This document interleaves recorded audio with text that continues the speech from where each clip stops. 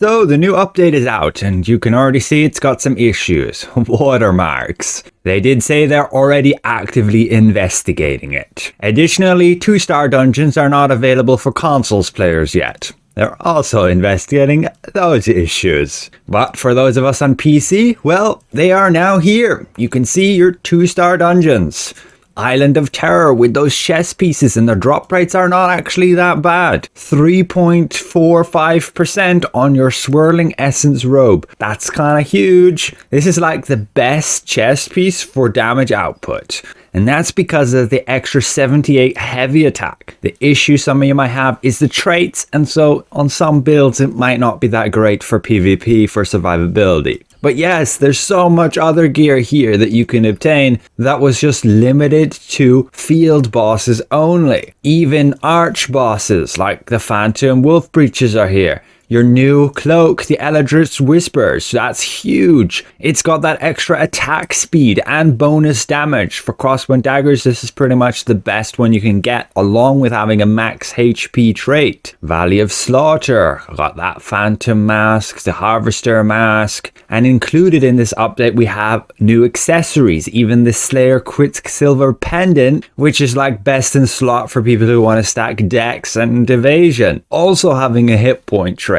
Carmine Rage Island got those boots, including the Harvester ones, which I believe were only from Tevent, and some new accessories here as well. I'll go through more details on all of them later on, but let's jump quickly to the shop. We have some new items available here, including these outfits, the Successors class. You can see what it looks like on a male character there, but if we view more, we can also see what it will look like here on a female character. Again, those watermarks are crazy here. Pretty sleek. And again, you can change the colors to whatever you want if you say get this outfit. You can also change, do you want the decoration or not? So more skin if you wanted that. We do have a new glide morph. The Adelon Eagle, kind of cool. Will give you 3 extra level up points there. So I wouldn't say it's a must have versus others that give 15.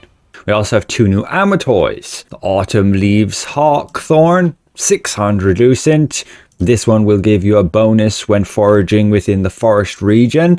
It'll add to your mount effects if you don't already have 25, but won't add to pal synergy. And that's the same story with this other new Amitoi, Bandit King Nick. Except he will also just be within the ruins region, giving you a bonus to foraging.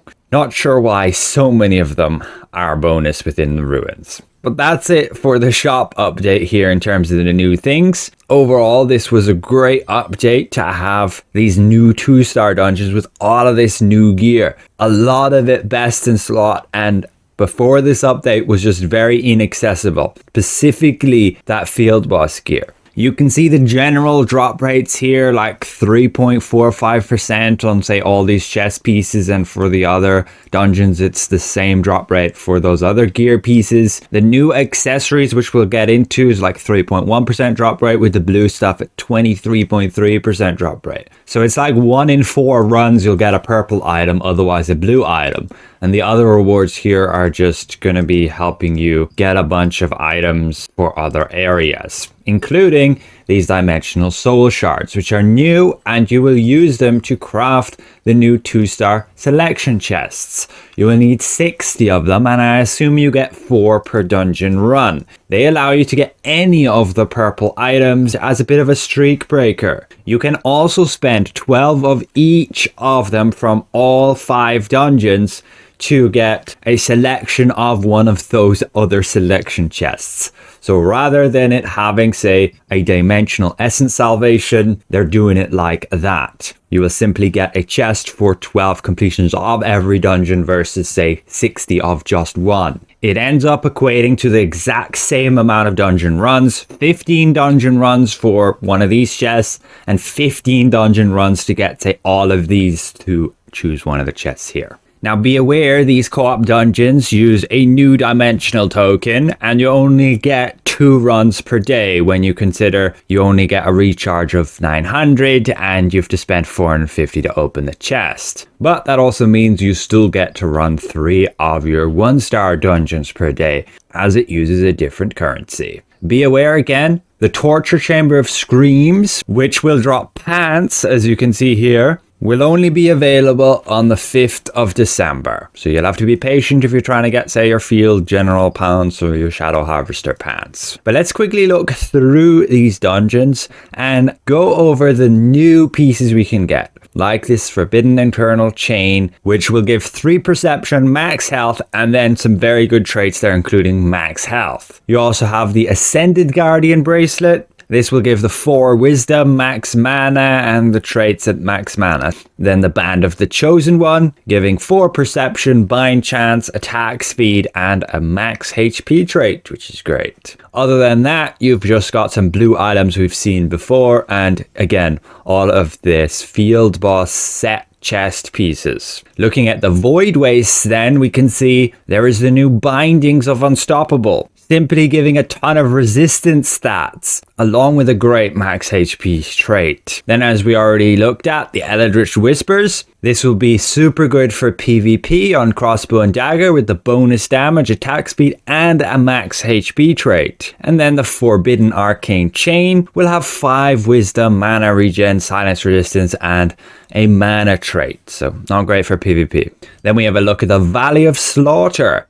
This is going to also have 3 new accessories. The Braces of Unrelenting, this giving 4 strength and then some resistance stats with a HP trait. Then the Dark Seraph Ring, this will give 4 wisdom, some mana regen, and then a max mana trait. So again, not really for PvP, but then as we already showed, the Slayer Quicksilver Pendant, which gives that 6 dexterity and magic evasion with the max HP trait. So super good in PvP. This will have blue items there, and again, yeah, all of those head pieces for your set bonuses. And not the worst drop rates on these either. And then Carmine Rage Island, also gonna have 3 new items. This Relentless Assault Cloak with some bind chance, weaken chance, and attack range with a mana trait. I wouldn't say that great for PvP. The Forbidden Sacred Chain with melee evasion, ranged endurance, a max HP trait, even petrification resistance, and the Eternal Champion Bindings, max health, hit chance, magic endurance, and a max HP trait. So some very good stuff there. In terms of Crossbow and Dagger, what I would be switching, since we can obtain a bunch of this stuff, is ultimately this for PvE. Getting that Swirling Essence robe, getting that Shadow Harvester mask. I will have to wait to get the Field General Greaves until December the 5th when they drop from the Torture Chamber. And I don't really think I'm going to use any of the new accessories. I need like the strength from the clasp. I need like the dexterity from the girdle. But for PvP, that Eldritch Whispers is looking really good. Same with that Slayer Quicksilver Pendant. And if you couldn't get the Bell of the Bloodlust, well, we can use the Forbidden Eternal Chain with the 3 Perception. But this is just in this instance, would say the wolf set. And I do need to do some more theory crafting and messing around there with combinations. But overall, some great new additions here. And it's good to get these extra accessories because those are generally pretty expensive in terms of traits.